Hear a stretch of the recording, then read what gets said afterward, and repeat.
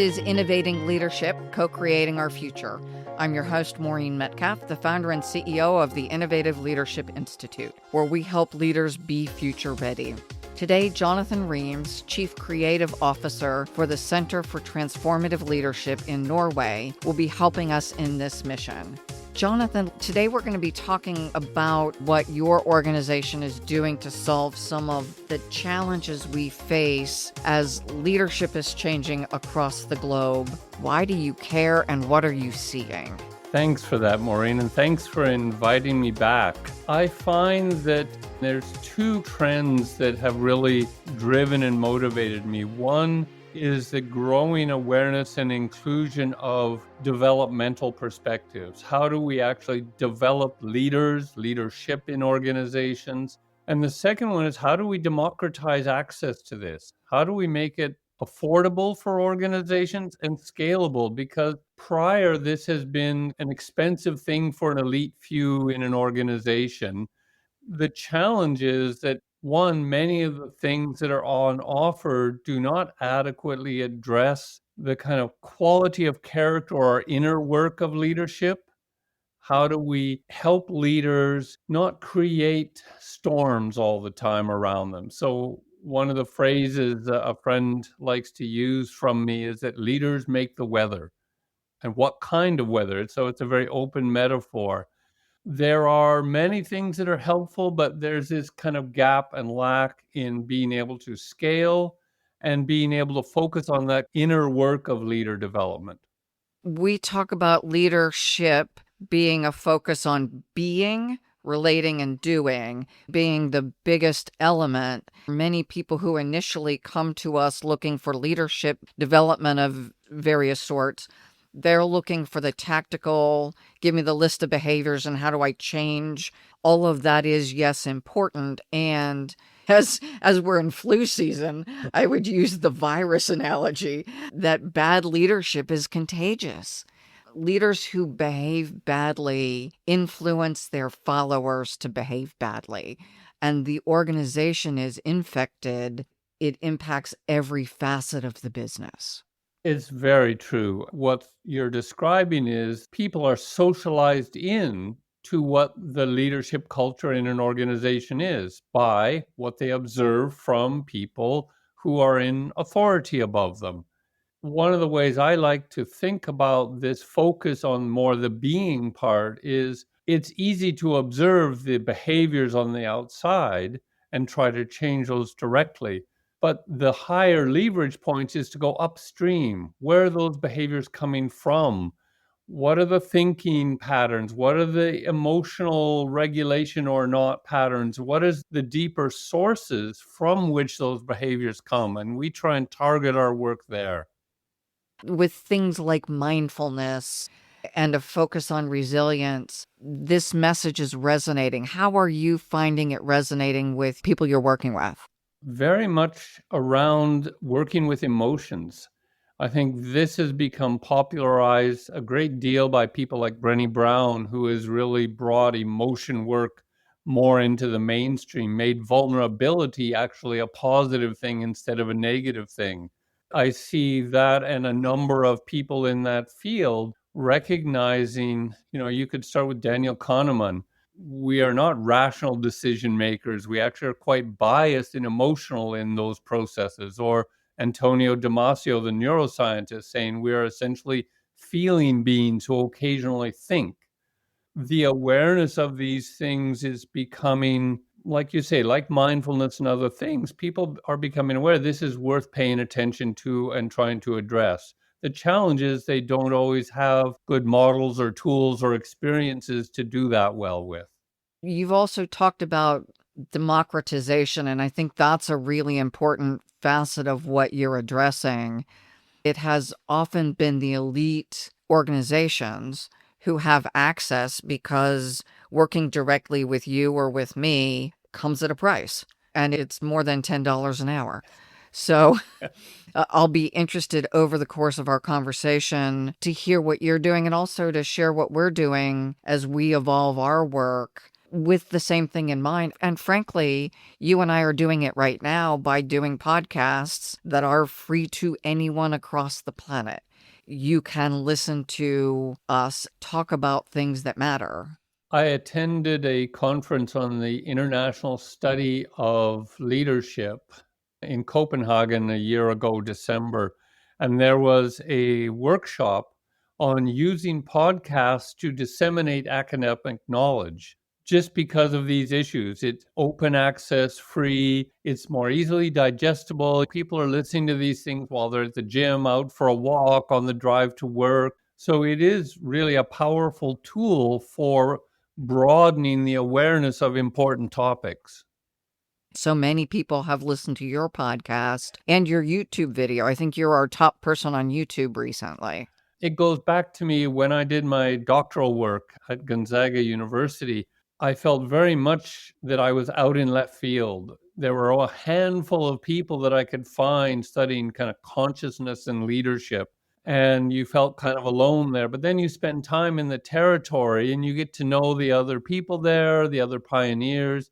And as other people come, you can be a tour guide and you start to network people and help them understand what's on offer and where they can connect. I think that is part of how I've understood this growing popularity of this kind of work. So let's leverage that point. You're building your new system with blocks, which are also not common among leadership practitioners. What are those building blocks and why are they so crucial now relative to the fairly standard building blocks that you may have learned about in some of your earlier work? As I was preparing for this conversation, I had thought about, wow, if I look back over the last 25 years, there's all sorts of things that I feel grateful to have encountered, people and processes and tools that tapped into this kind of broadly speaking consciousness work. So while there is certainly a growing popularity of mindfulness, I remember running into people talking about that 30 years ago where it was not popular at all. And all these things become variations on the theme, so to speak. So one of the things I came across early was adult development broadly. And I encountered that through the work of people like Robert Keegan or Bill Torbert. It started for me with this understanding that broadly speaking, there were different ways to characterize how we made sense and meaning out of the world. How did our self-center tend to organize meaning? And being able to categorize those and understand what impact those differences had. So rather than just talking about different styles of leadership, where a style can be better or worse in a given situation, we could say there's another dimension, more vertical in some ways that people have talked about, that actually makes a different kind of difference. And very simply, that people can develop a more robust capacity to handle more considerations and relationships between considerations as these kind of things develop. That led me from ego development models more towards dynamic skill theory, where we're looking more specifically at hierarchical complexity of cognitive processes and structures. There's a mouthful. There's a mouthful. Jonathan, what are some of the others? Stages, vertical development in general as a broad categorization in the market. So Terry O'Fallon's work, Yeah. Susan Cook-Greuter, Torbert. Many of our listeners have listened to Terry or Bina Sharma or others talking about vertical development. Yeah. Carl Kunert is another one, along with Keith Eigel, who've done decades of work in this area. Beyond ego development, then you talked about the next one, more skill-based. Yeah. Can you expand on that? Yeah. I did a course about 12 years ago on the kind of history of developmental theory. And one of the things this helped expose me to was a kind of long lineage going back to the 1890s. James Mark Baldwin, who influenced Jean Piaget, who may be familiar to many listeners, who influenced Lawrence Kohlberg's moral development theory, was something I learned about in high school in Canada even. It was so influential. It was also influential in prison systems and other things. So that notion that there were kind of stages of maturity in moral thinking had traction. There were many students of Kohlberg's who moved in a direction of looking at how do we integrate what's going on inside a person with how the context is impacting performance. So dynamic skill theory, which comes from the work of Kurt Fischer, basically takes this kind of notion of neo-Piagetian ideas that are ways of knowing mature in structured ways and integrated that with behaviorism, saying that how we behave is influenced by our environment. We respond to the cues and clues that enable or disable our performance, and put those together to understand how do skills evolve in different domains over time. What are the pathways of development? What are the types of ways we can assess that development? Beautiful. And that seems foundational then to how we as leadership development professionals do our work. One of the stories that I could give of that as an example is I did a presentation of this approach to the Society for Organizational Learning here in Norway. Peter Senge had been on through Skype and done a presentation, and then I did this. And what I helped them see was the way Senge talks about systems thinking and organizational learning has chunked a whole bunch of very complex skills together in very high level ways. Most people tend to structure the way they make meaning that doesn't always have those building blocks or take that many things into consideration as a system. And I had somebody come up to me from a furniture manufacturer and he said, "Now I understand. We've been trying to implement this organizational learning stuff, and we tell our people all these things, use all the right words and processes and recipes, and they go off and do things, and we don't understand what they did." And I said, "Now he understood." He said, "Because the way they can operationalize is limited by those structures. So they cut corners, they cut things off and make it fit or assimilate it into their own structures and act on that." And we see that all over the place, right? That we think we were clear, we think we've equipped people, and when they fall short, we think it is their fault or their problem. And this is where I say often to people that I'm coaching, I say, look, what I hear is you're expecting people to read your mind and to understand everything that's implicit in what you're saying. And so a lot of what we're trying to do is unpack these things to make them explicit and also help people understand, when you talk about this, what history do you have? What resources do you have that you load into these instructions that those people may not have? For someone whose work is running their business, it can be terribly frustrating when you think you're clear, you just need people to do what you've asked. And what you get back, even though the followers are doing their best, is not what you had expected. And this is why leadership is so challenging, because the demands to be self-aware, to regulate your own communication, to understand the others at where they're at and build a bridge between those. That's a lot of work. And it's not what people are taught and trained very often. What else are you building on? I've been a fan of and using the Leadership Circle 360 for 20 years now. And one of the things that we have worked with is this notion of reactive tendencies, which is basically saying that we often get triggered. And this, going back to your point about the beingness, something inside us gets triggered by an event, a phrase, a person, something, which leads to our performance dropping dramatically, where what happens is self-protective mechanisms come to the foreground because we're feeling some kind of fear or threat. And to feel safe, we have deeply built in patterns to respond to those things, but they tend to be the opposite of the creative capacities that we do have. So we may have many skills in those areas, but the moment that we're triggered to be reactive, they're out the window. And I would often say when running trainings or using this that there is a cost for people when they get triggered to be reactive because it's costing them energy and time, and the message is not getting communicated. There's a noise. Other people don't hear the words you say, they feel the concern or the anxiousness that is the carrier wave, so to speak, of the content.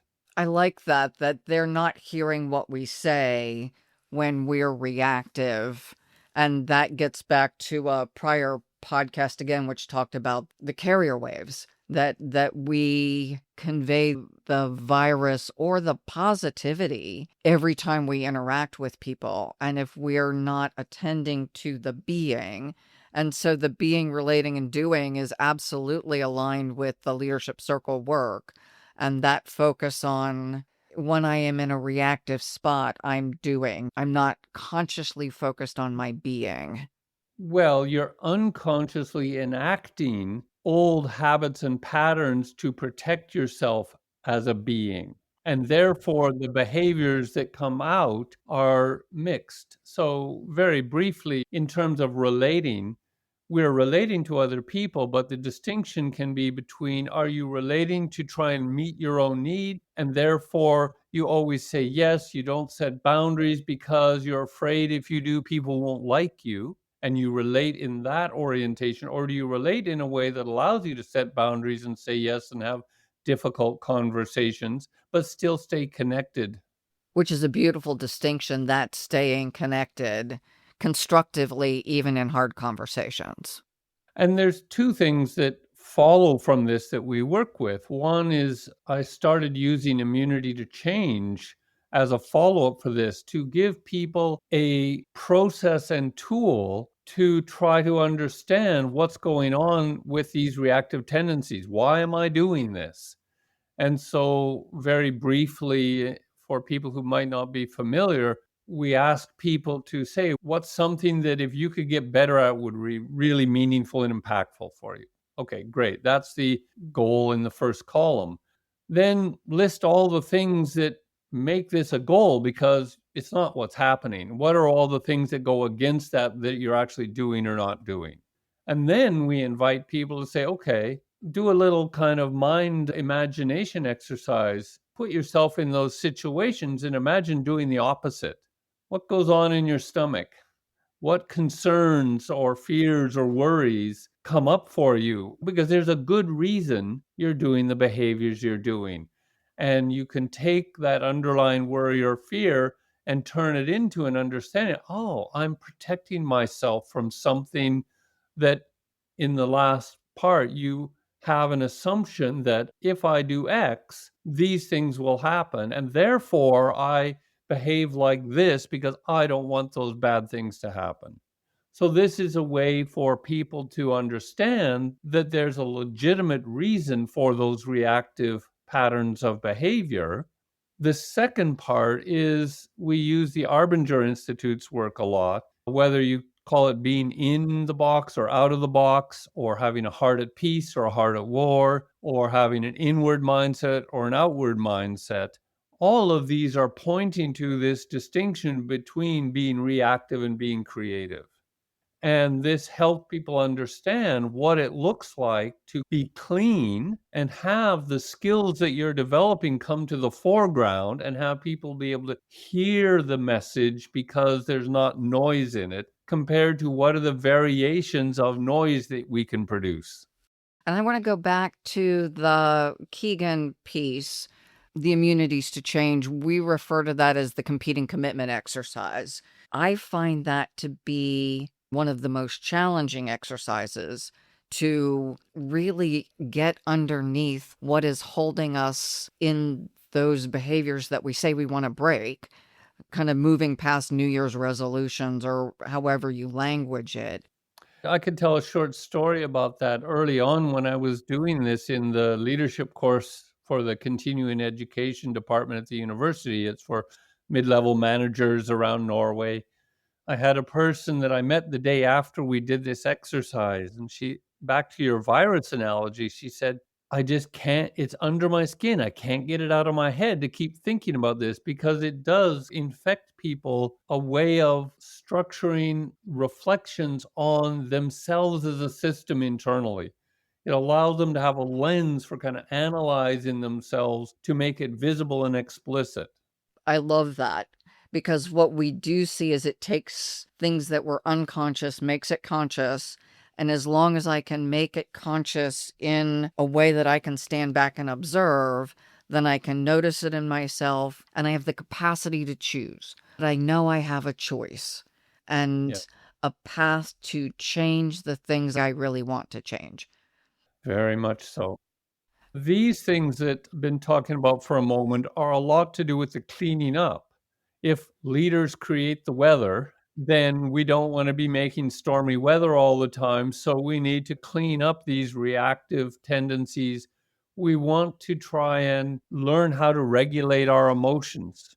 So these are things that I will talk about in a little bit about how we're building programs using elements from these things, not just those processes per se, but combining them in certain ways.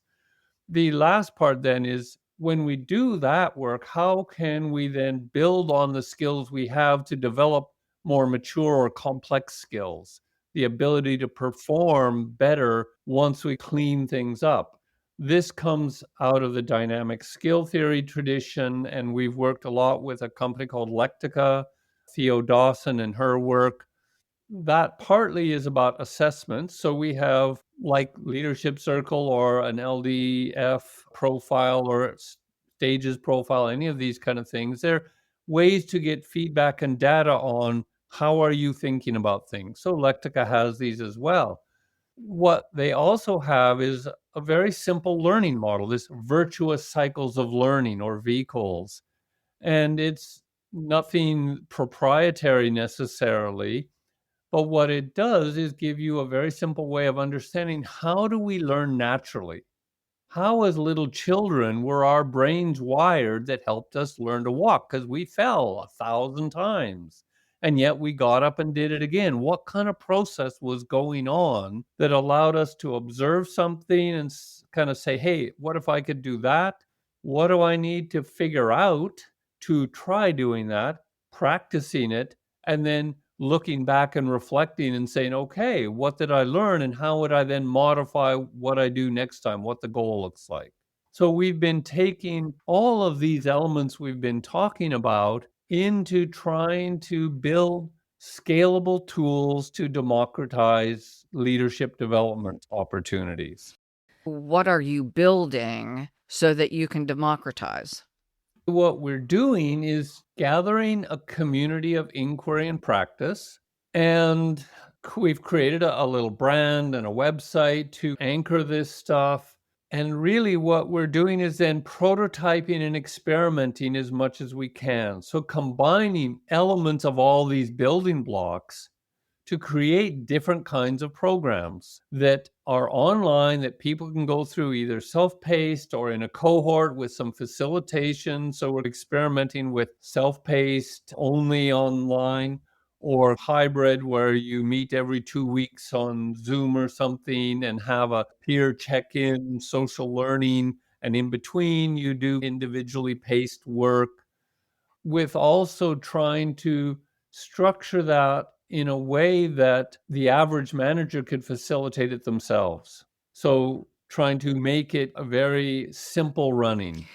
So is there a train the trainer or a certification? This is a fairly complex basket of underlying constructs. Very good question. We're not that far down the road yet in some way. So I would say, on the one hand, the community of practitioners we're gathering are people who are already somewhat knowledgeable and have background in these areas. But in terms of one of the deployments we've done of one of the programs, we had a manager there and I just talked to him through it. The way that we did that was the instructions are meant to be as simple and clear so that people can follow them. They don't need kind of expert guidance. So maybe what I'll say is a little bit about this. So we evolved a program that is now called Building Emotional Resilience. How it came about essentially was working with the leadership circle for many years. I saw that there was a need to find ways to follow up to help people build these creative competencies. We can help them with immunity to change to lessen the reactive tendencies, but how do you increase the skills? Some research primarily that my wife did, because she had been translating all their materials into both German and Norwegian and had a deep knowledge of it and was certified, said that, it actually all hinges on composure. And that led us to realizing the reactive tendencies that you get feedback on are generalized patterns. But how do you recognize it in the moment? How do you help people understand when it's happening so that they can step back, take a breath, and regulate it? So, what we did was we combined elements of these virtuous cycles of learning, where, for instance, you invite people to start by just noticing situations where this kind of phenomena is happening. So, the first module we built, we said, just become aware of when you're getting triggered. The point of this is we're not trying to teach them a specific skill. We're inviting them to notice what in their environment is relevant that has an emotional pull for them so that they're engaged. They find it's, motivating because I'm annoyed by this all the time. So they choose the content of their learning. We help them work through this using this virtuous cycle of learning with a little bit of modification we've made.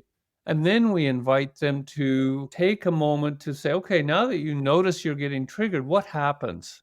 What's the physiological symptoms? And we invite them to make distinctions. We give them a list, pick from the list or notice other things, but it stimulates them.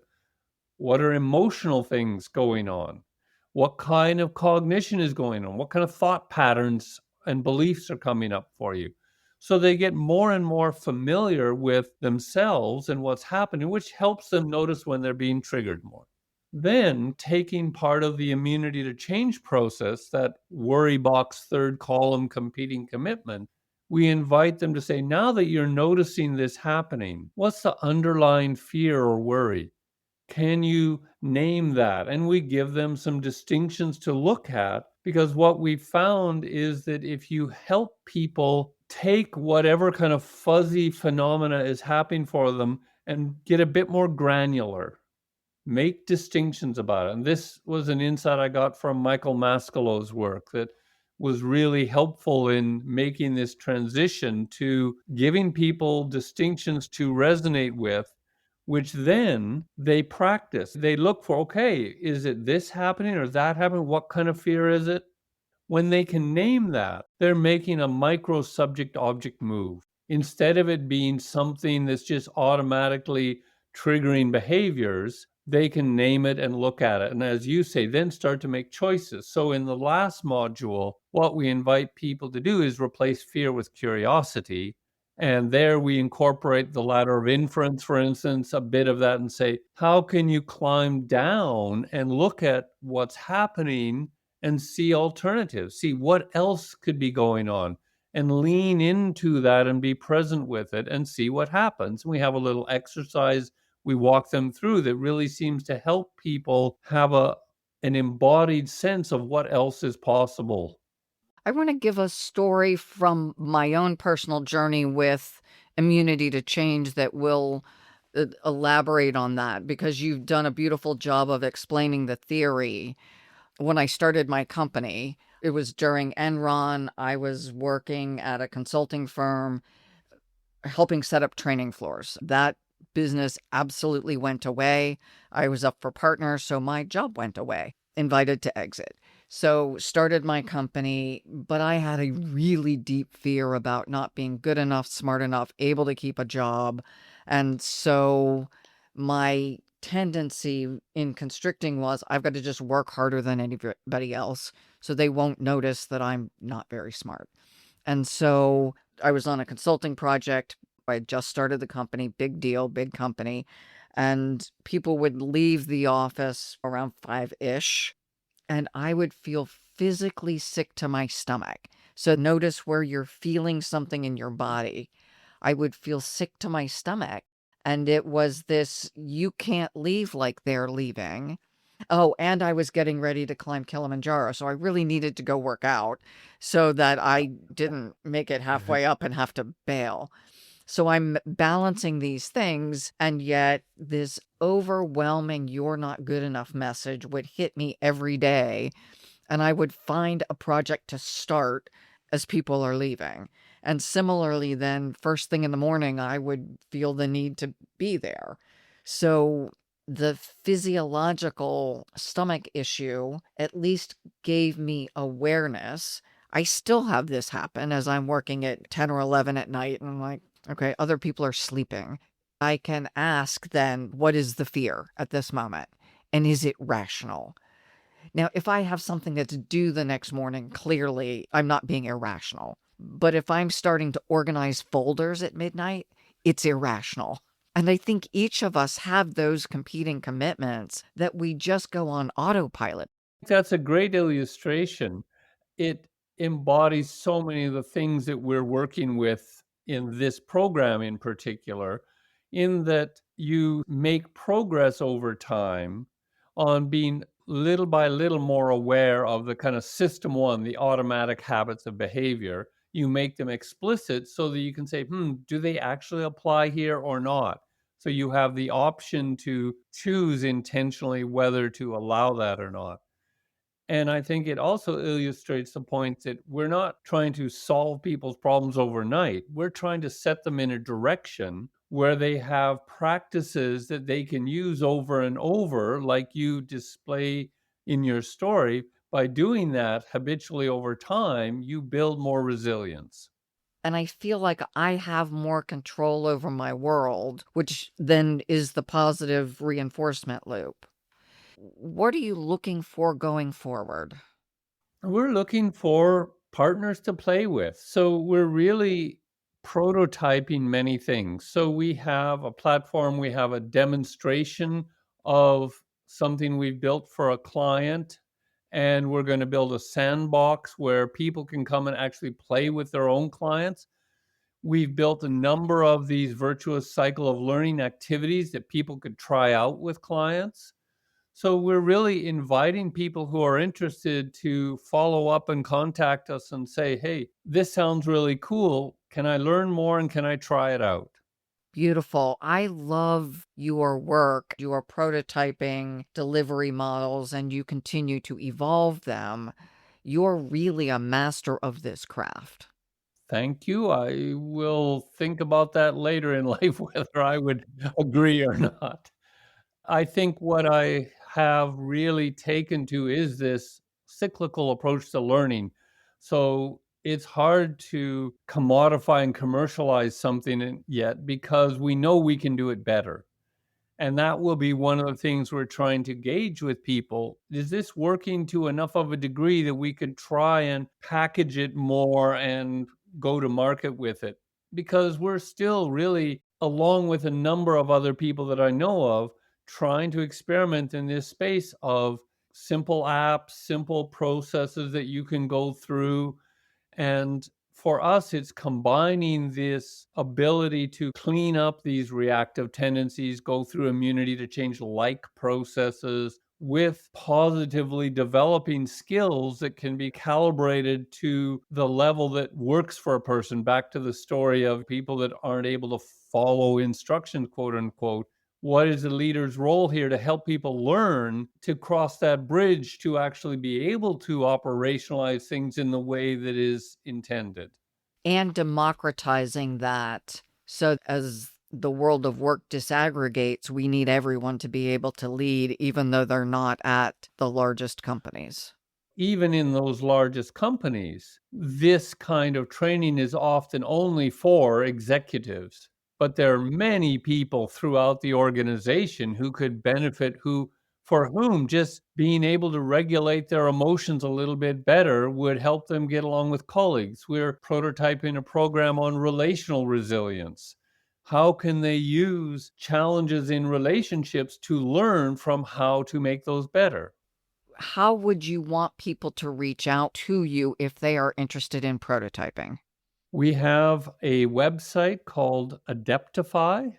I guess you can put a link in the show notes, but it's just adeptify.co. There's some links where you can go try out some things and a contact thing, and there's a demo of stuff. So if you go there and hit contact, or my email will probably be in the show notes as well. Happy to hear from people. Beautiful. And do you communicate on LinkedIn? I do. Thank you. To our listeners, thank you for your interest in innovating and updating how you lead. And we look forward to you joining us on ongoing podcasts.